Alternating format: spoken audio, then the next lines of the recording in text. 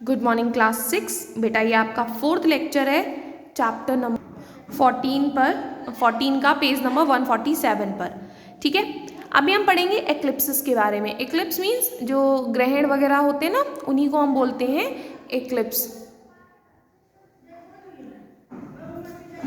ठीक है, तो देखिए अभी इसमें होता क्या है, बेसिकली यहाँ शैडो का जो फिनोमेनन है वो वर्क करता है कि जो हेवनली बॉडीज़ हैं वो सन के अराउंड मूव करती हैं, तो सन की रेज डायरेक्टली उन पर फॉल होती हैं। और जब सन की रेज किसी हेवनली बॉडी पर फॉल हो रही होती हैं और बीच में कोई दूसरी हेवनली बॉडी आ जाती है और सन की रेज की वजह उसकी शैडो फॉल होती हैं, तो उस फिनोमेनन को हम लोग बोलते हैं एक्लिप्स। ठीक है, वो जो फिनोमेनन या वो जो शैडो होती है उसी को हम लोग बोलते हैं एक्लिप्स मीन्स ग्रहण। बेसिकली आपके दो एक्लिप्स हमें देखने को मिलते हैं, सोलर और ल्यूनर। अभी सोलर एक्लिप्स, इसे हम लोग हिंदी में कहते हैं सूर्य ग्रहण।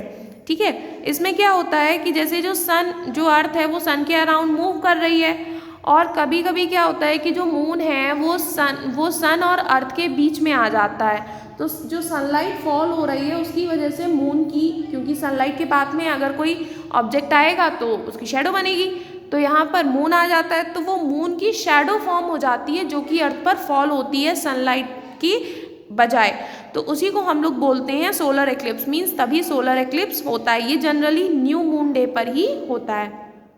अच्छा, सोलर एक्लिप्स के टाइम पर जो सन और मून और अर्थ है वो एक स्ट्रेट लाइन की पोजीशन पर होते हैं, जिसमें सन और अर्थ के बीच में क्या होता है, मून होता है। ठीक है, कुछ जगह पर जो इसकी शैडो होती है वो काफ़ी डार्क होती है, उन रीजन्स को हम बोलते हैं अम्ब्रल रीजन्स, जहाँ पर प्रॉपरली सोलर एक्लिप्स होता है। इसीलिए आपने देखा होगा कि कई बार सोलर एक्लिप्स हमारे इंडिया में है बट दूसरी कंट्रीज़ में नहीं है, या दूसरी कंट्रीज़ में है हमारे इंडिया में देखने को नहीं मिल रहा है। ठीक है, तो जहाँ पर ये इसकी शैडो लाइटर होती है उन रीजन्स को हम लोग पेनम्ब्रल रीजन्स बोलते हैं।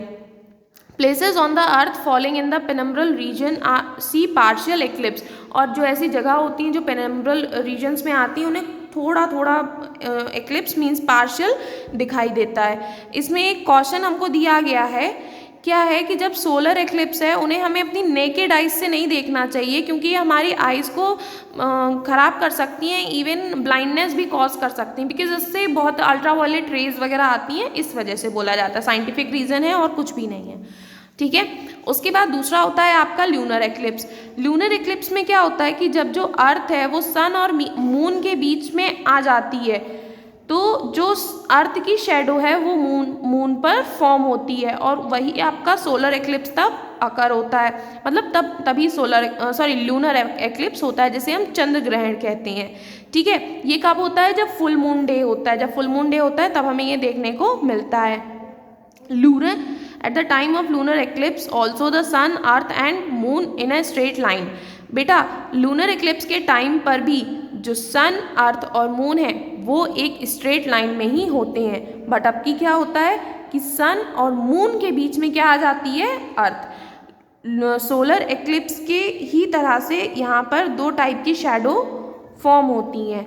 जब मून अम्ब्रल एरिया में होता है तो टोटल लूनर एक्लिप्स होता है, और जब पेनम्ब्रल रीजन में होता है मीन्स जहाँ पर लाइटर शैडो होती है वहाँ पर पार्शियल लूनर एक्लिप्स फॉर्म होता है। ठीक है, आपका लेक्चर यहीं पर कंप्लीट होता है। अभी एक्लिप्स के बारे में जितना भी आपको पढ़ाया है वो आपको रीड करना है, और ये जो सोलर एक्लिप्स और पेनम्ब्रल लूनर एक्लिप्स जो आपके ये डायग्राम्स दिए गए हैं, फिगर दिए गए हैं, ये आपकी फेयर नोटबुक पे बनाने हैं। ठीक है, होमवर्क में। Okay, thank you class.